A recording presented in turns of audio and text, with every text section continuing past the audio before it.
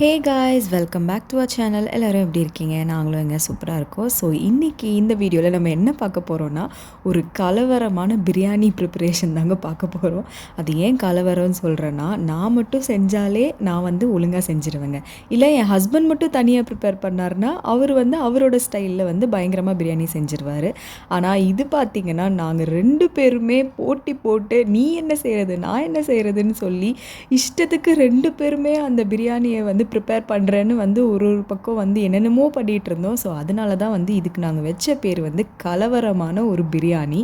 So first பார்த்திங்கன்னா பிரியாணிக்கு ரைஸை ஊற வச்சிடணும்ல. ஸோ இந்த டம்ளர் தாங்க நான் எப்போதுமே ஒரு அளவுக்காக எடுத்து வச்சுருப்பேன். ஸோ இந்த டம்ளரில் நான் ஒரு 2 டம்ளர் போடுவேன். ஸோ இது எனக்கு எவ்வளோ வரும்னு பார்த்திங்கன்னா ஒரு 1/2 kg பிரியாணி போல் வரும். ஸோ அந்த இதில் ப்ரிப்பரேஷனுக்கு முன்னாடியே நான் அது ஒரு பக்கம் நான் அரிசியை ஊற வச்சிட்டேன். என் ஹஸ்பண்ட் பார்த்திங்கன்னா நான் இந்த வாட்டி சில்லி பவுடர்லாம் நான் யூஸ் பண்ண மாட்டேன், நான் காஞ்ச மிளகா தான் பிரியாணிக்கு யூஸ் பண்ண போகிறேன் அப்படின்னு என்னமோ கலவரம் பண்ணுறேன்னு சொல்லி காஞ்ச மிளகாவை தூக்கி தண்ணியில் போட்டு அதை கொஞ்ச நேரம் நான் பாயில் பண்ண வைக்கிறேன்னு சொல்லி ஒரு பக்கம் பண்ணிகிட்டு இருந்தார். அண்ட் இன்னொரு பக்கம் பார்த்திங்கன்னா சிக்கன்லாம் அவர் க்ளீன் பண்ணி கொடுத்துட்டாரு. அண்ட் மசாலாவுமே நானே போடுறேன், நீ எதுவுமே பண்ணாத அப்படின்னு சொல்லி அந்த சிக்கனுக்கு அந்த பிரியாணியில் போடுற சிக்கனைவே அவர் மேரினேட் பண்ணிகிட்டு இருந்தார்.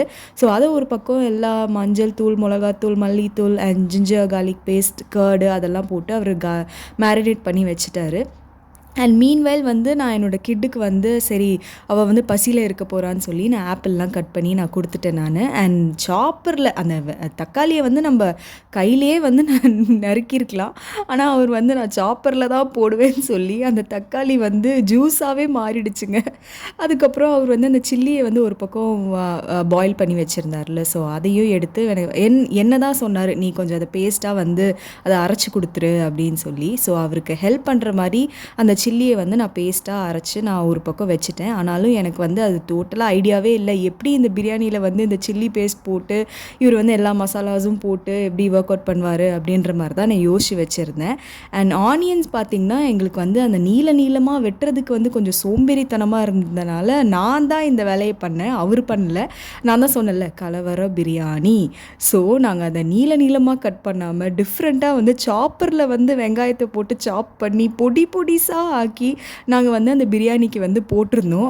அதுவே ஃபஸ்ட்டு மிஸ்டேக் மாதிரி தான் இருந்தது. அவரும் அதை தான் சொல்லி என் ஹஸ்பண்டும் அதை சொல்லிகிட்டு இருந்தார், என்ன இது நீளமாக கட் பண்ணாமல் இப்படி நீ குட்டி குட்டியாக சாப் பண்ணி கொடுத்துருக்கேன்னு. அப்போ தான் நான் சொன்னேன், நானாச்சும் பரவாயில்லைங்க, நான் இந்த மாதிரி ஆனியன் தான் சாப் பண்ணேன், ஆனால் நீங்கள் டொமேட்டோவே அந்த சாப்பரில் போட்டு இப்படி லிக்விடாக ஆக்கிட்டீங்களேன்ற மாதிரி இருந்துச்சு. ஸோ பிரியாணி பார்த்திங்கன்னா எப்போதுமே நம்ம ப்ராசஸ் மாதிரி தாங்க நாங்கள் செஞ்சோம். ஆனால் என்ன எல்லாமே மிஸ்டேக் மாதிரி தான். இந்த ஃபஸ்ட்டு ஆனியன் தப்பான சைஸில் சாப் பண்ணது, டொமேட்டோவும் தப்பான மாதிரி சாப் பண்ணது. ஸோ அதுக்கப்புறம் சில்லி போடாமல் இந்த காஞ்ச மிளகாவை பேஸ்டாக்கி நாங்கள் அரைச்சி போட்டது. ஸோ இந்த மாதிரிலாம் தாங்க இருந்தது. அண்ட் எல்லா மசாலாஸ்லாம் போட்டதுக்கப்புறம் நாங்கள் சிக்கனை ஆட் பண்ணிட்டோம்.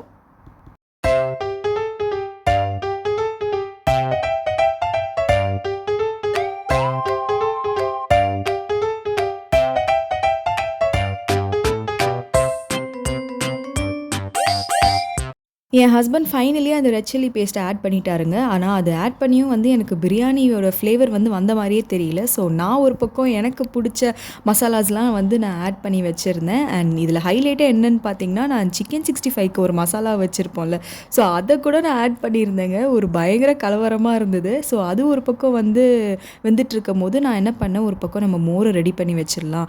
பிகாஸ் இந்த பிரியாணி எப்படி வரும்னு தெரியாது, நம்ம ஸ்டமக் ஏதாவது அப்செட் ஆகிடக்கூடாதுன்னு சொல்லி பிஃபோர் ஹேண்டே நான் ஒரு பக்கம் மோர் நான் ரெடி பண்ணி வச்சுட்டேன்.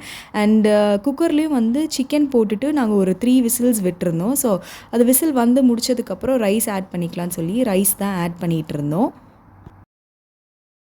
சிக்கன் 65 பண்ணுறதுக்காக ஒரு 3 பீஸ் மட்டும் தனியாக எடுத்து வச்சுருந்தோம். ஸோ அது பத்தாதில்ல ஆப்வியஸ்லி. ஸோ என்ன பண்ணியிருந்தோன்னா, சிக்கன் சாசேஜ் வாங்கி வச்சுருந்தோம். ஸோ என் ஹஸ்பண்ட் என்ன பண்ணார், அந்த சாசேஜில் ஒரு 4 பீஸ் எடுத்து அதையும் நல்லா வாஷ் பண்ணிவிட்டு நம்ம சின்ன சின்னதாக அதை கட் பண்ணிவிட்டு ஸோ அந்த மசாலாலே அவர் அதை பிரட்டி எடுத்துக்கிட்டாரு.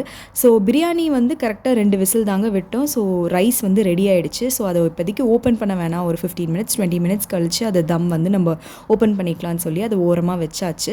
தென் அந்த சிக்கன் 65யும் ஃப்ரை பண்ண ஆரம்பிச்சிடலான்னு சொல்லி அந்த பேன்லாம் ரெடி பண்ணிட்டோம். அதுக்கப்புறம் தான் ஞாபகம் வந்துச்சு, ஐயோ நம்ம மெயினானது தயிர் பச்சடியே ரெடி பண்ணலையேடா பிரியாணிக்குன்னு சொல்லி நான் தாங்க மறுபடியும் அந்த சாப்பர் எடுத்து அந்த ஃபைனாக வந்து ஆனியன் பயங்கரமாக சாப் பண்ணுது.